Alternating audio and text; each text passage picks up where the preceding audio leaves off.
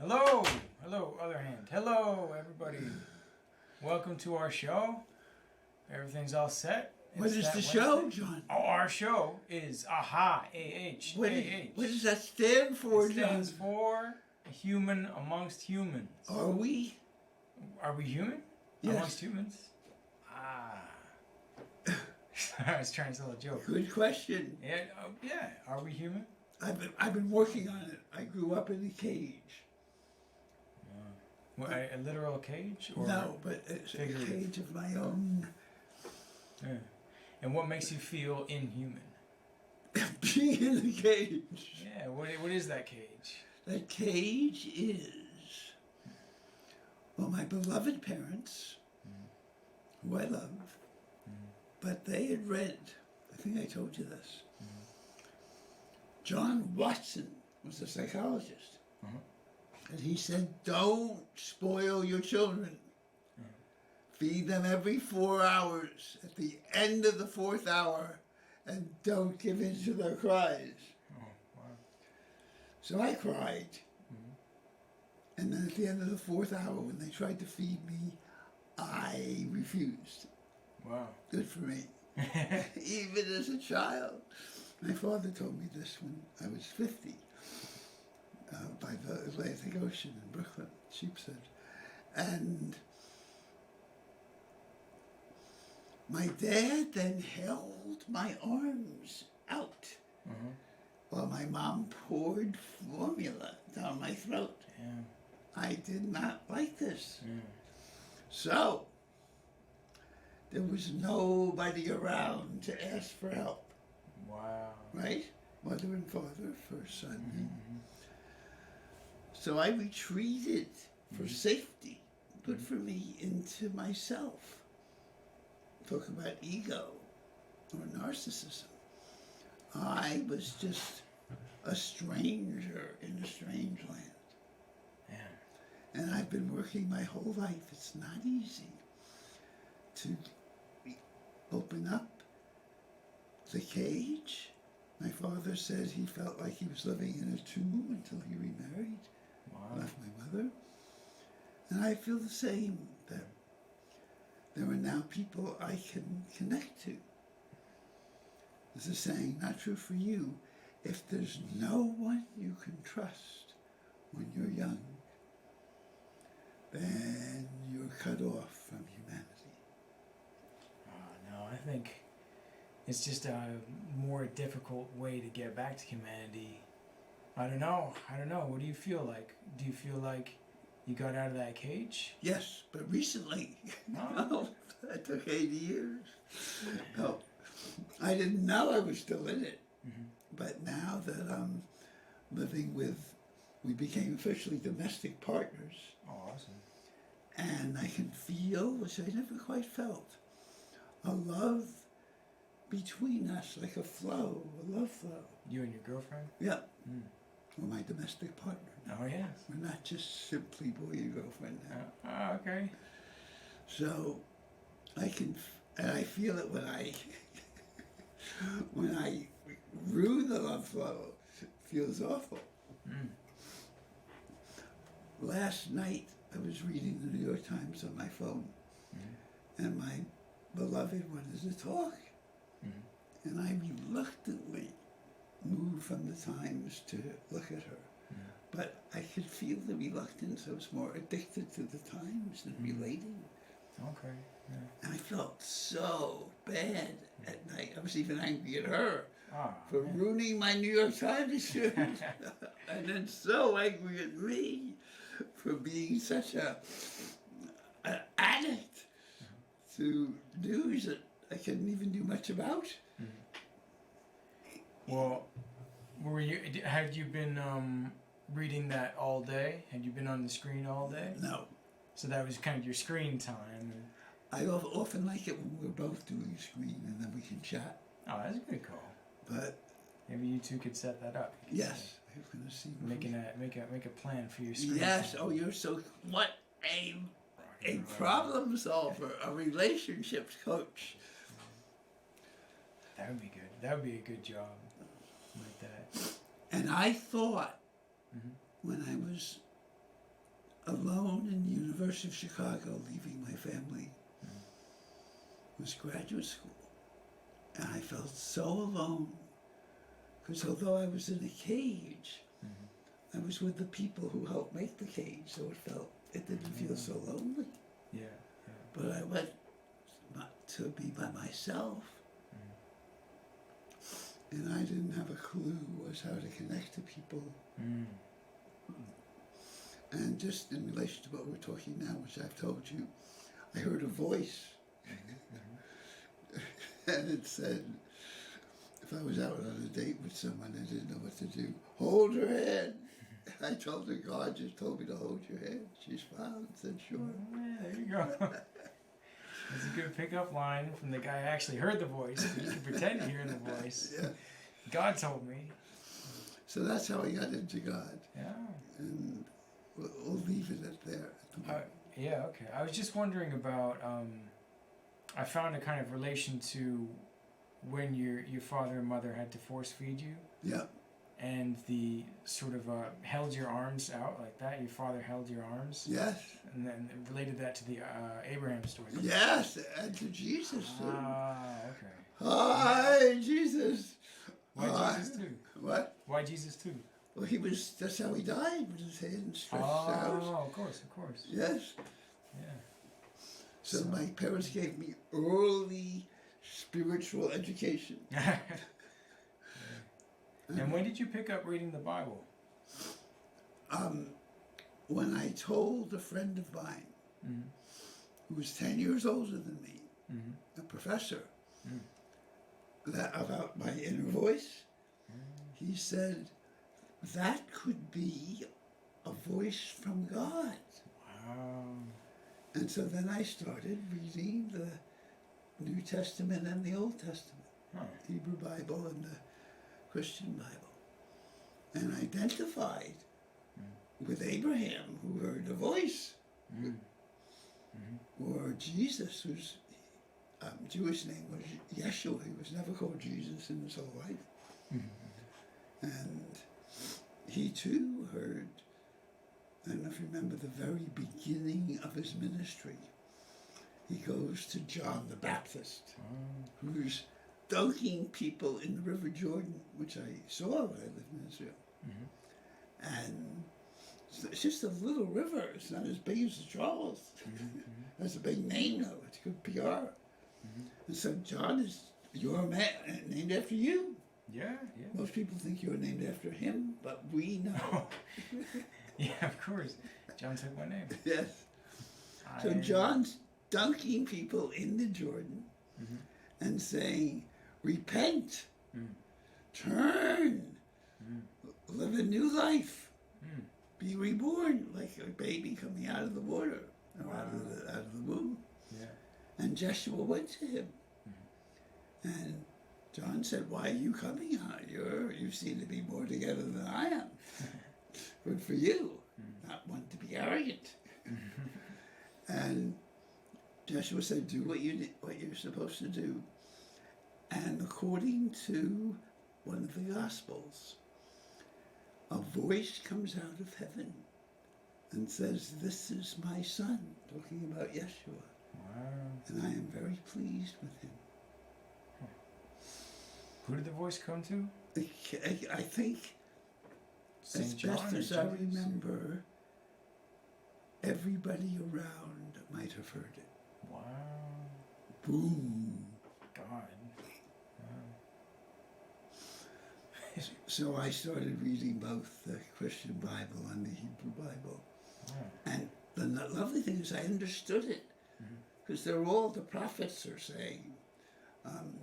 One prophet, Milcah, says, summed up all the commandments. There were 631. What to do, how to eat food, what to make love. The nice ones are love your neighbor as yourself. Love the Lord your God with all your heart and soul. And so Milcah, the prophet Milcah summed it all these, there's 631. He says, best as I remember, do good, love justice or mercy, and walk humbly with God. And that's it. Just summed it up in 3. Sum up 631. Yes, I just, you got like a cliff notes on God's commandments. So I identify with all of these prophets. Hearing a voice.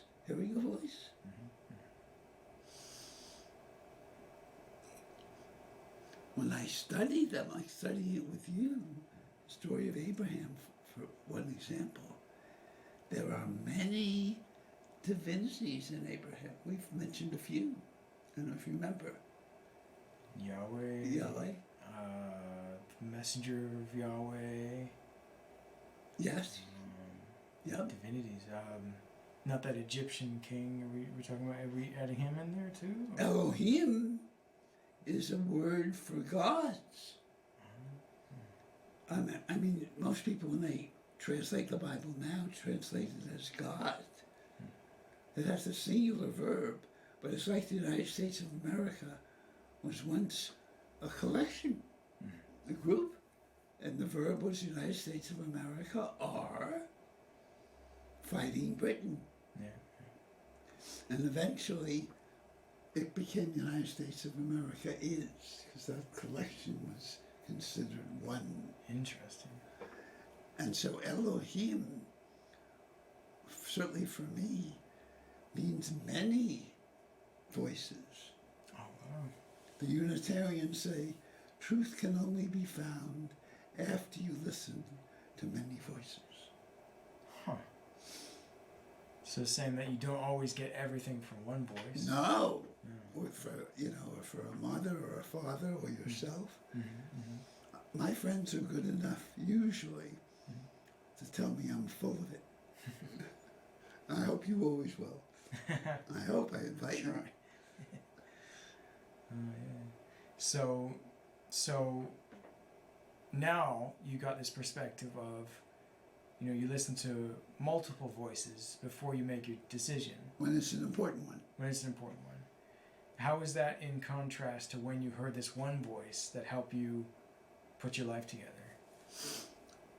When did these other voices? When did you start feeling like maybe I should be listening to different voices? Yes, good question. I'm going to answer it safely, intellectually, and then I'm going to get personal. Okay. So, intellectually, there's a therapy I've been going to for 18 years. Oh, wow. My therapist's name of all names, her last name is Block. Helping me get through my blocks. Oh, okay. Out of my cage. And this therapy that she's fond of is called internal family systems. Okay. And internal family system says we have many voices. There's an angry voice, there's a loving voice, there's an attacking voice. And it says that all of them are to be respected. Even the voice that's saying, you're no good, you're no good, you're no earthly good, you are psychologically disturbed. That's from West Side Story. So I finally learned, thanks to a good psychologist I went to Omega to listen to him about relationships. He said, don't push away any of the voices you're hearing. They all have something to say. So if I'm really lost and confused and feeling lots of violence inside, I listen often for about 3 hours in my sleeping bag. Just stay with it, like he said. Yeah. It's not so easy, but... No, it's not easy. And then I hear a word, annihilate. And I understand when I get up and think about it. First of all, when I hear the word, all the chaos stops. Wow. And I know, oh my, I have to annihilate my living just by my ego and open up to other people. Wow. Fascinating. And that was a different voice than the voice I have heard that seemed to be the voice of Yahweh or the voice of God. Yeah, yeah. Yeah, isn't that, it reminded me of what I've heard meditation is supposed to be, where you don't stop any voice or try to call any voice to you. You just kind of sit there and wait for the voices to go through you, and you kind of are aware of them, but you're not grabbing onto them or making any assumptions about them or making any actions about them. It's just awareness. That's beautiful. I think I do that under my sleeping bag in the morning. Cool. But for me, maybe because I'm a teacher, they always teach me something. Sometimes it takes hours to hear them. But I like the word annihilate, or a word might be get out of your head and into your heart, which I'm still learning to do. One Breeding teacher told me, put one hand over your mouth and the other hand over your heart, and you'll get a long way better with people.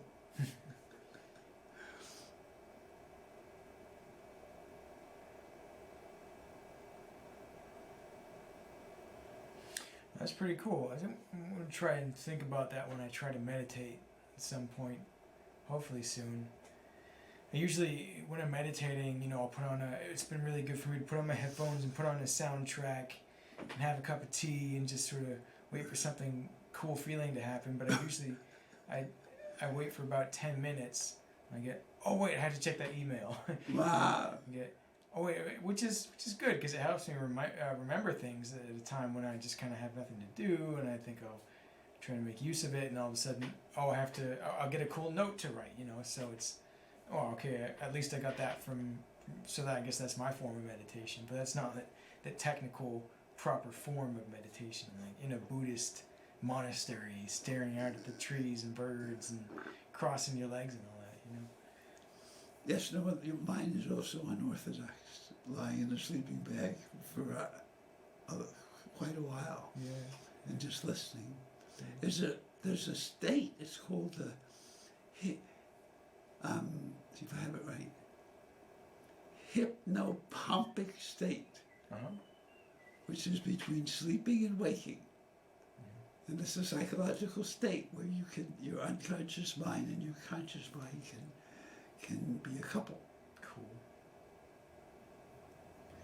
Yeah, kind of that point where you're waking up from a dream and you feel like it's real, or you feel like you can control your actions, and then all of a sudden you're awake and you have to realize that wasn't reality for a second. Very nice, yeah.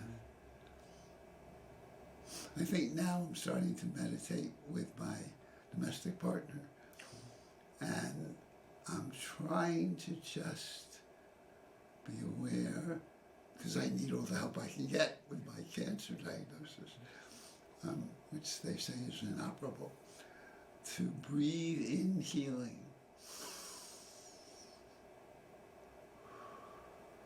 and exhale out healing. I'm trying to just think, just to hear that, but my mind starts chattering at times.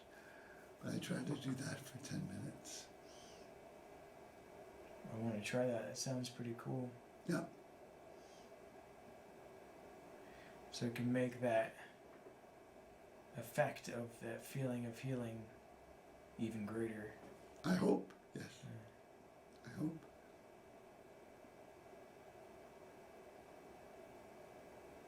I had a funny experience this morning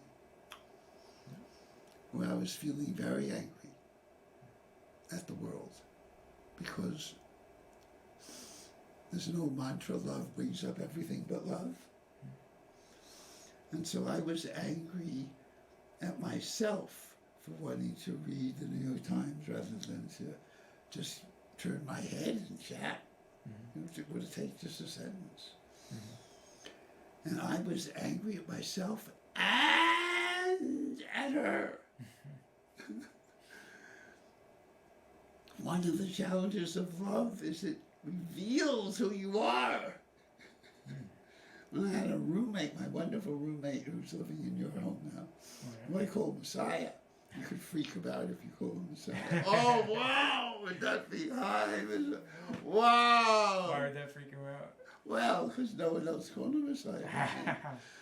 But he knows you know me, so Yeah, he'll get it. you can do that. Hi, Messiah. Oh, Messiah. So he didn't expect because he was just a friend. Okay. But my beloved expects a certain kind of respect Understood.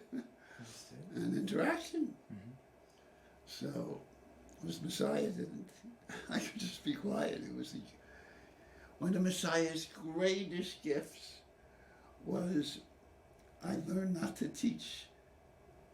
You know, he was much younger than I, 20 years. Oh. Look who's talking. Yeah, 35. And I finally learned he was such an amazing teacher just by his presence. Just to enjoy him. Just to have fun.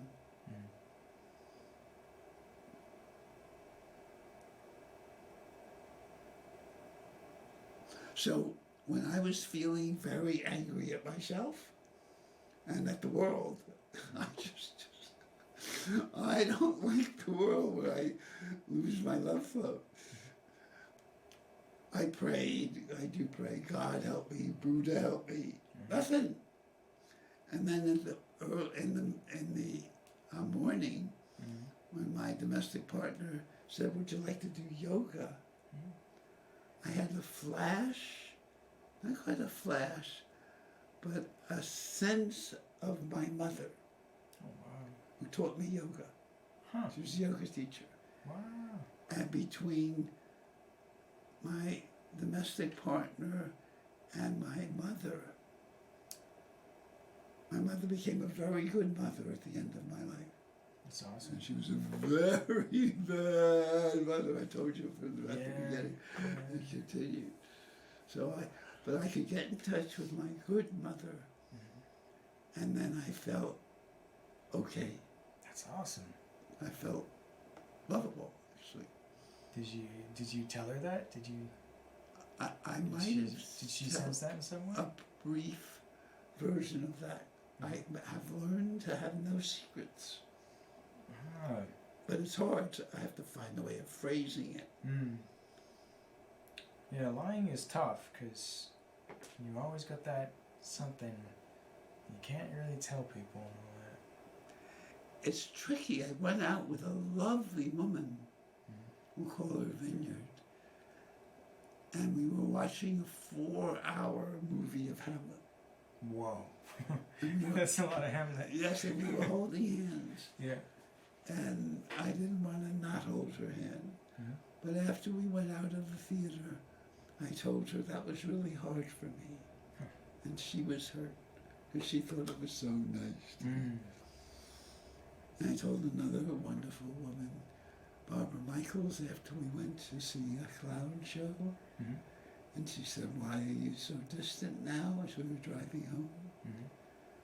And I said, it's hard for me to get close. And she got hurt.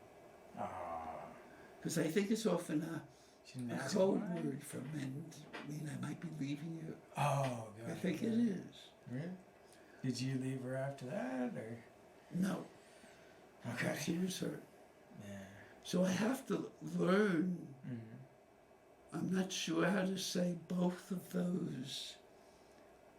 If I revisit both of those events, is there a way I could have said what I wanted to say without scaring them?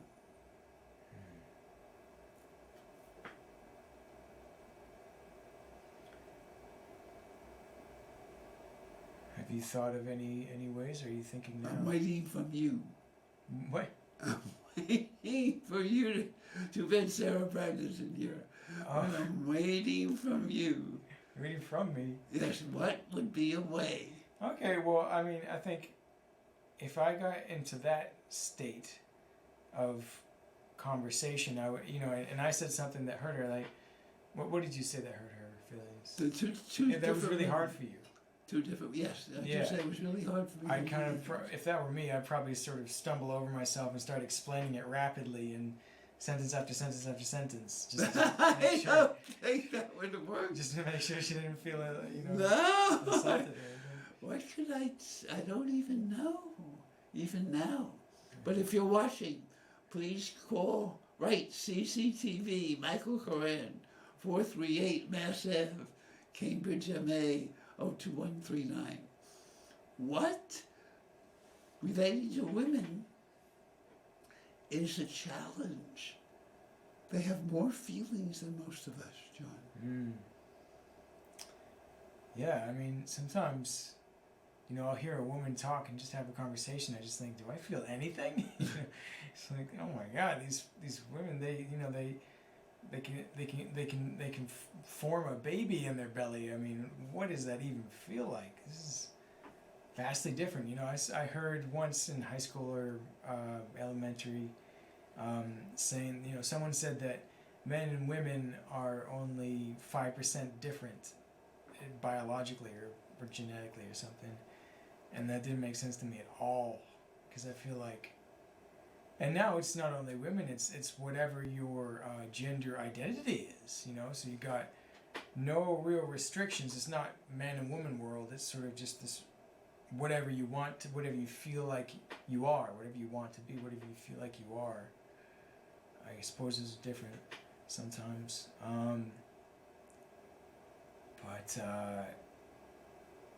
even us, two men, totally different things are going on in our mind. Just talking on this show, I learned so much. I'm like, whoa, that's, vastly different than my life experience, and What is vastly different from your life experience? Oh, I mean, all the stuff we talk about, like your childhood and my childhood, were very different. Your sort of connection to this God, this voice, and then my experience in dealing with my issues, and then you often talk about, meditation now and connecting with people, and if you feel angry, you deal with ways that you deal with that anger that I never thought about before. So. Oh, good. I still want the answer. Oh, the what answer? should I have said to Vineyard? Just explain to her why it was difficult for you. I don't think that would do it. Why? But thank you. I think there's a way to frame it. Frame it and how? Maybe much as I enjoyed, I didn't enjoy it. I can't lie. What I think maybe I should have kept quiet and learned, which I have now.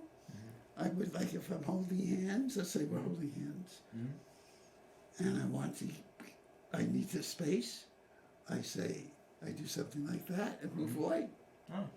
So like a sign, a signal. Yes. Yeah. So I think I was too much of a punk. I mean, 4 hours of Hamlet is a lot to be holding. Yes, and I was didn't want to hurt her feelings, and then I'm just what a difficult partner.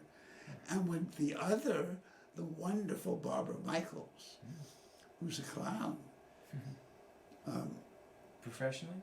Yes, at least at times, and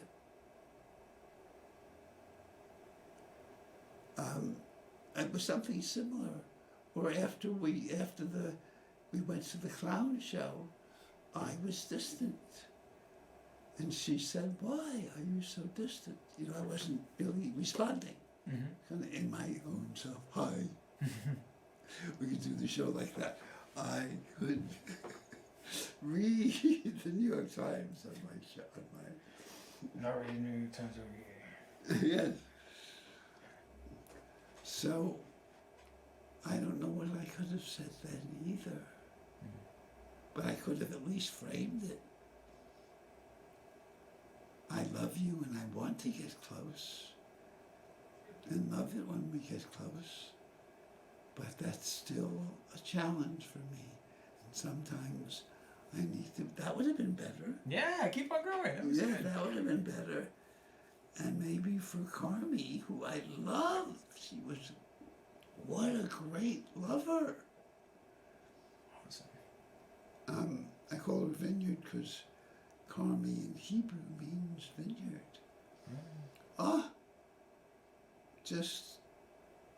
And I didn't really appreciate it. I was more into, this is about being in my own cage. Wow, that feels so great. And not realize it was her hands and her breasts. Oh, shame. But now revisiting it, I could say, I love, love, love holding your hand. But sometimes I don't get brave enough to be by myself. And then I can come back to you for more. That would have been way better.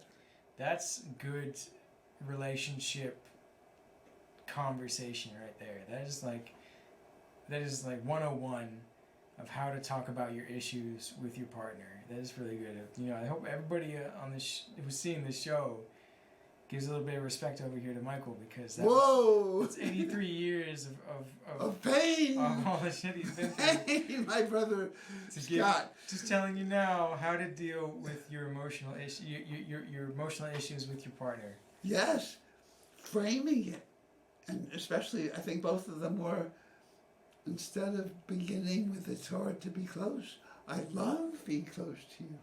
But sometimes, start with that, right? Or I love holding your hand. Yeah. And of course, no judgment. You didn't really do means anything. A lot to me. You did nothing. Love being wrong. close to you, but sometimes I got my issues, and I have to be with myself for a second or something like that. Yes, for a little while. Yeah. But, we solved it. We solved the world's issues. Yes. Well, I'm with this wonderful domestic partner. It only took 82 years So you knew to since learn when? how to have a good love flow with a woman. Oh yeah, definitely. Yeah. Wow. It's okay. Okay. Now should we move on? Sure, we can. Okay. You wanna go to Yeah, why don't chapter you 17 of the Genesis Before book we of the do Bible? that, why don't you sum up what we did last week? Oh Christ. Okay, where did we? Didn't mean to say that. Hagar came home eventually. Oh, we're in Hagar's episode. So,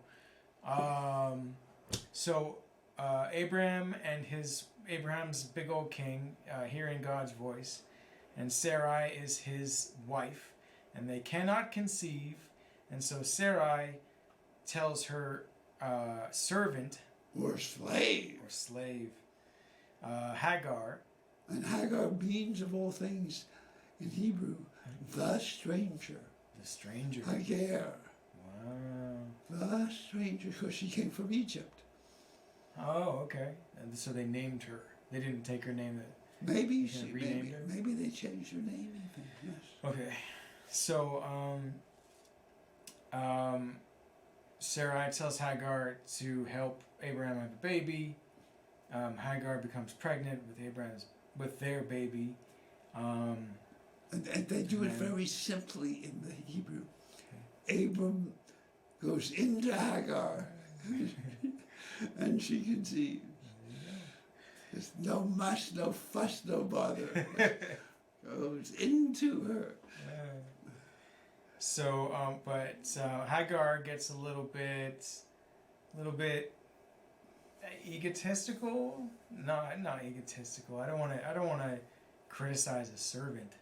Or slave. Yeah, they go through a lot of bad stuff. What does the Bible say?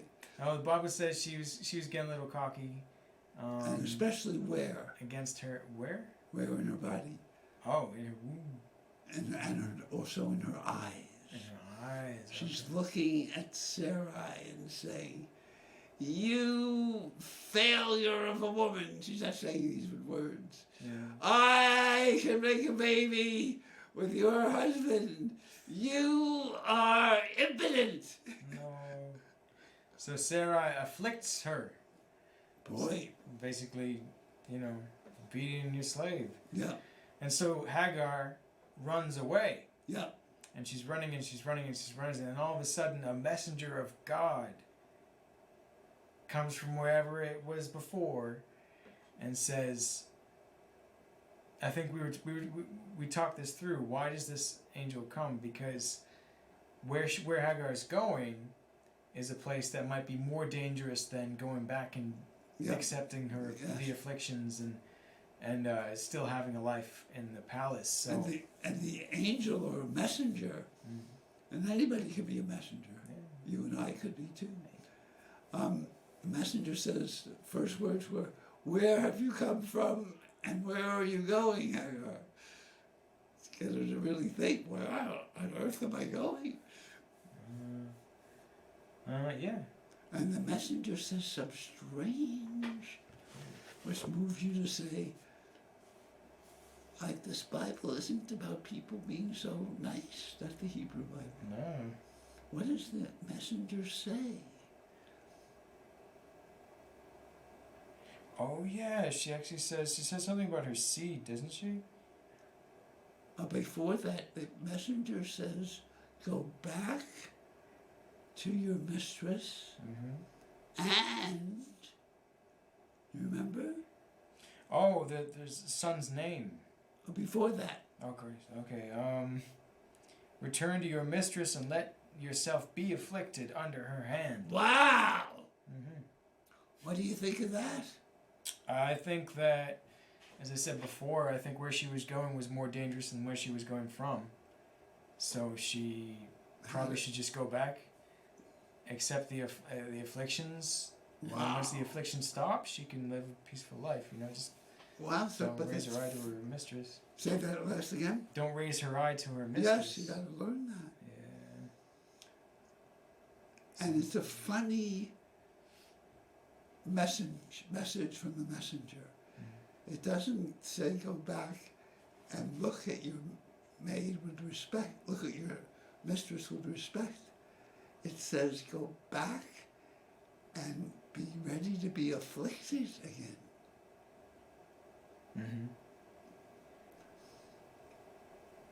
The messenger said to her, "I will make your seed many." Yes, many. It will be too many to count after the affliction. So maybe giving her hope. You might have to go through a hard time getting hit by Sarai, but you're gonna have such a bounty coming out of you. Maybe it's gonna be okay after that. Yeah, it's gonna be quite okay. So, I love the Hebrew Bible. The philosopher Nietzsche said this. If you want to find out how people ought to behave, read the Christian Bible. If you want to find out how people do behave, read the Hebrew Bible. Because people are like this, so it's not easy. Nobody's The perfect. messenger, even if it's a messenger from God, doesn't say go back and hug your mistress and all will be well. No way. Go back and know it's going to be a hard time, but it's going to be worth it.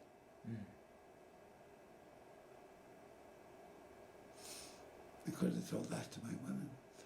It's going to be a hard time with me, but it'll be worth it. I think I'll tell that to my domestic partner. Yeah, you can write it down and kind of figure out how you want to say it. Thank you for. Thank you, so I won't just pop it up.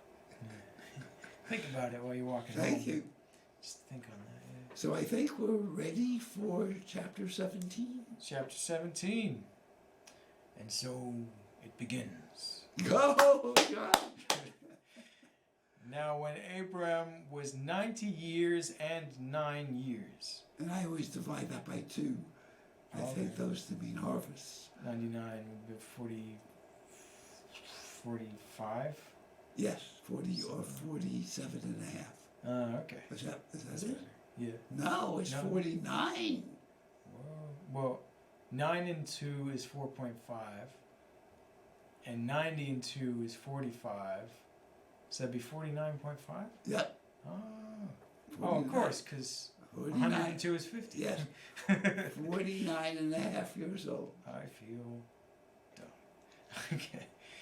Now when Abraham was 90 years and 9 years, 49.5, Yahweh was seen by Abraham and said to him. And this is what's seen is so, I'm so grateful for this honest translation. What does it mean to see this being who was talking to him? And we've been here before. He was seen when he came to Canaan, to the oaks of Borai, which mean teaching oaks. It says Yahweh was seen, and it doesn't say what he sees. So what do you make of that? I don't know. It doesn't really say anything about it, but it does say that it was seen. So Yahweh is now not so much a voice, but a vision. Yes, or a being. Yeah, maybe a being. Maybe a being. To somebody who's around. It could have been an extraterrestrial. Yeah, maybe he was an alien. Yep. Yeah. I don't know. And they don't tell you. Not a human amongst humans. Apparently not, or maybe yes. Whoa. Why do they write it this way? It's so mysterious. I like that part. Okay, let's read some more. Okay. I am God Shaddai. Oh my Lord! Yes, I was saying about that. Shaddai means God means in the Hebrew it doesn't say God, it says El Shaddai. El Shaddai. El means power, often or divine power. Shaddai means my female breast. Whoa! Whoa! God's a woman. Oh, is that very nice? Thank God. Thank goodness. I think we've talked about this before in one episode. God is, because of that Eden thing, you know, Adam and Eve came from one rib of God. It could be, right? Or Adam and Eve. What would you call that? Adam, in the woman's translation, it says that God created a groundling. And again, to use the word God is not quite accurate. Elohim. Oh no, in the first book of Genesis, Elohim creates humanity in his image, male and female. Wow. And the second, in Genesis 2, Yahweh, who's more of like a gardener, makes out of the clay. And the red clay of the belly of the Mother Earth. Yes, makes out of the clay. Mary Phil Korsak, who's a woman translator of the Hebrew Bible, of Genesis for sure, she says, made a groundling. Not Adam, a groundling. Adam means earth, by the way, and ground. Okay. And out of the groundling, Adam and Eve came. Wow. So out of the earth, out of the soil. Out of the, yes, or out of the groundling, whatever that is. Yeah. So we have Shaddai. I am God Shaddai, and Shaddai means breast. Is it a female breast? A female breast.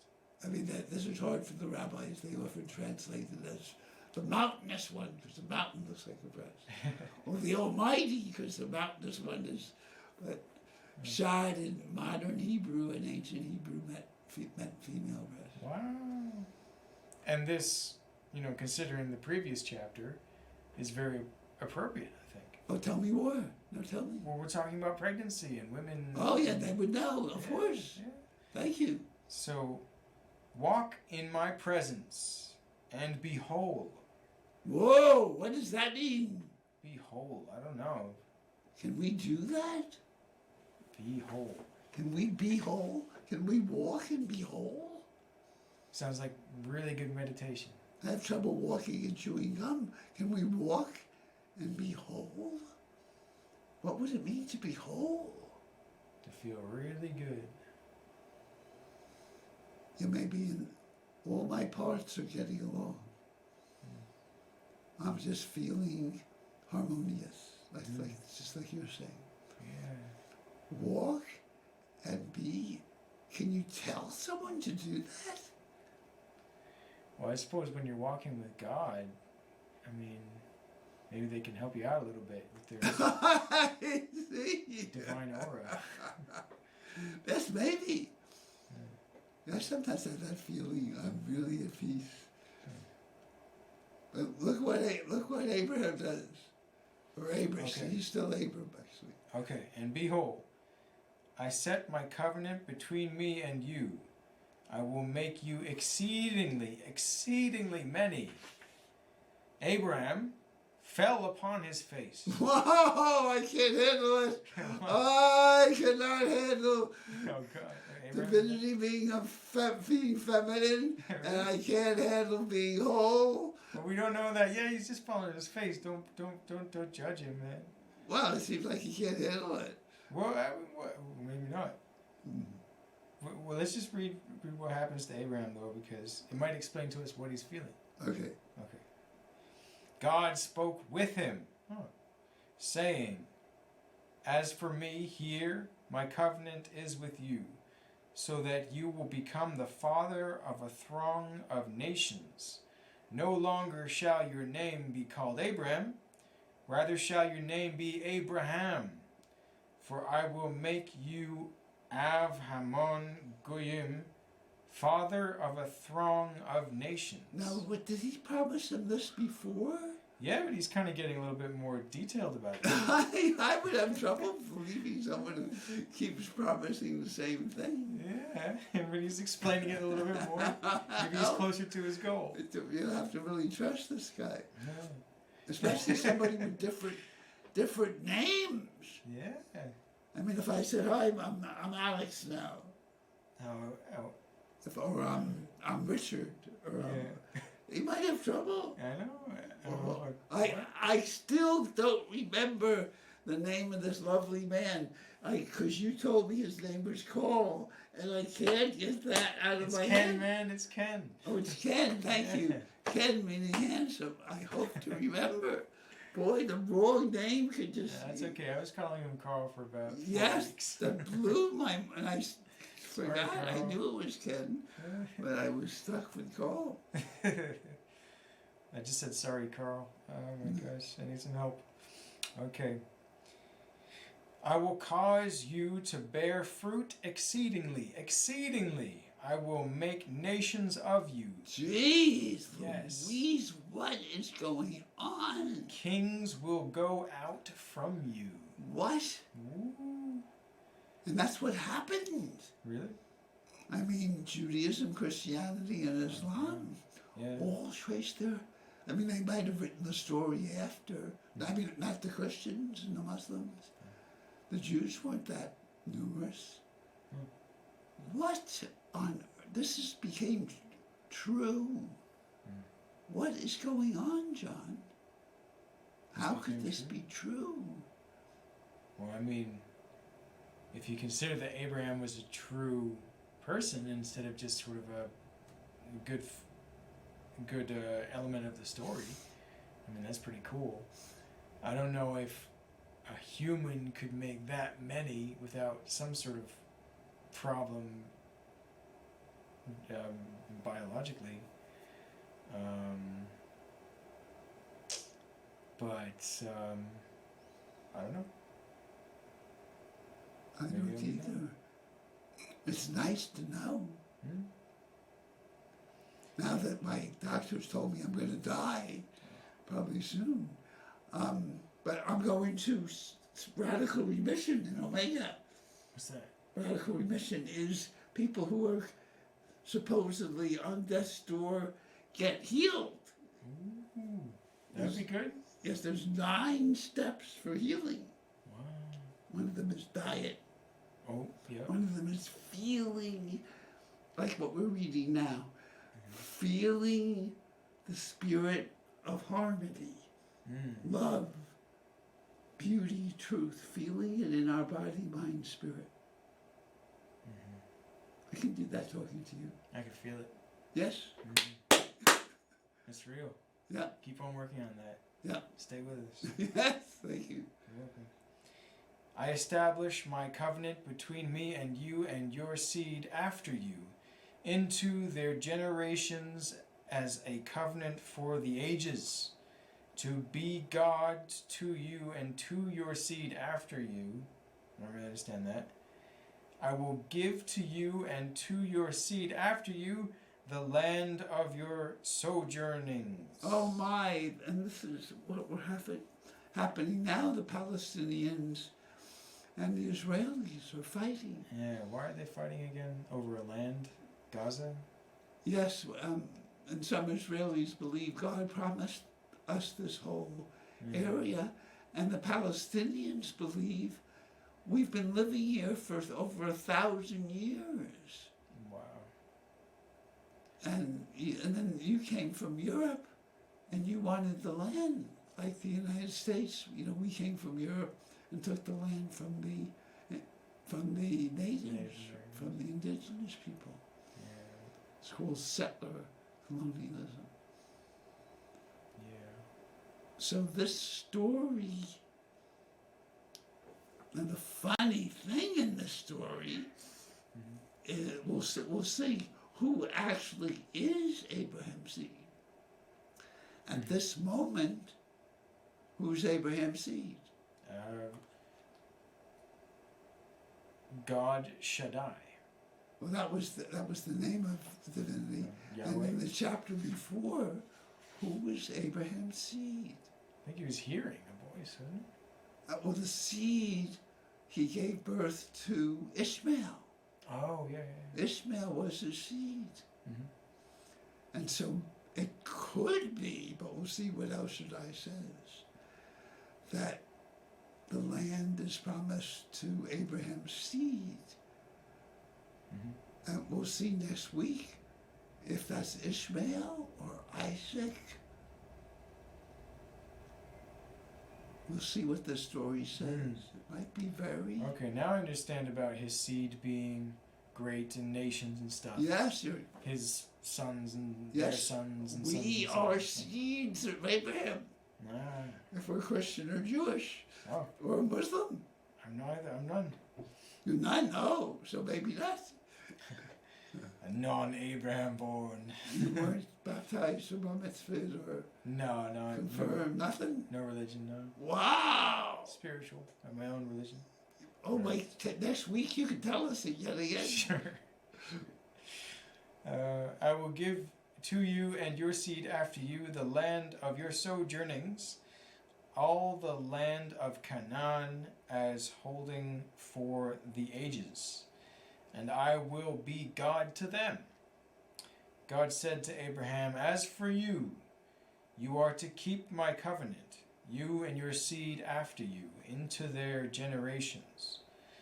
This is my covenant, which you are to keep between me and you and your seed after you.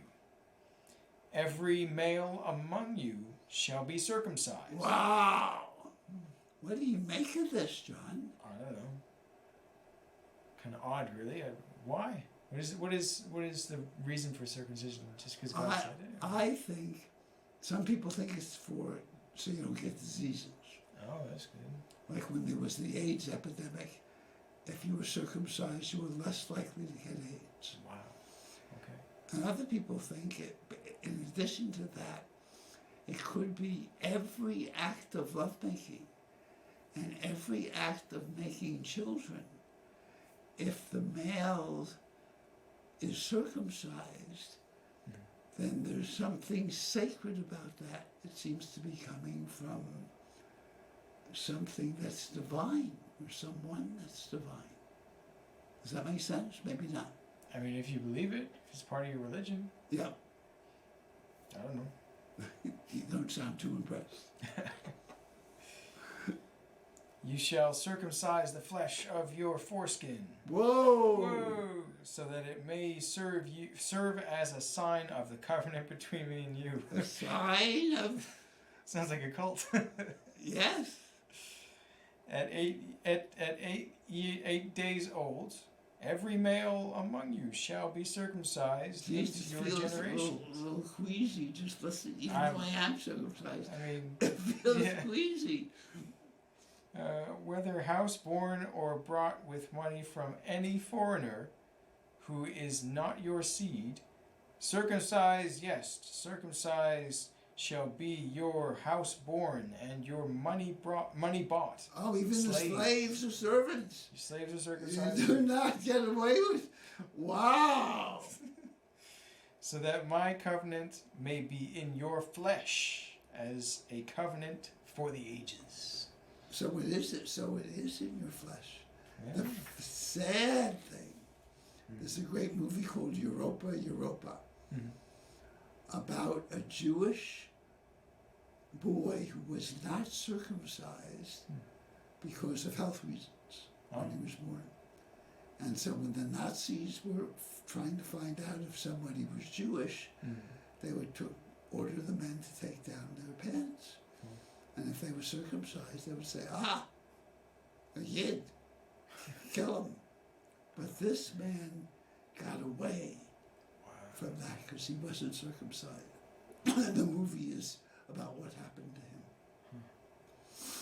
Well, we only have 45 seconds. Yeah. You can sum up what we did. Circumcision. What else? Excuse me. Bless you. We talked about so Hera got back and I can't stop thinking. Hagar, you got it. Hagar came back, and God is many genders and Wow, many. We should leave it at that. That is beautiful.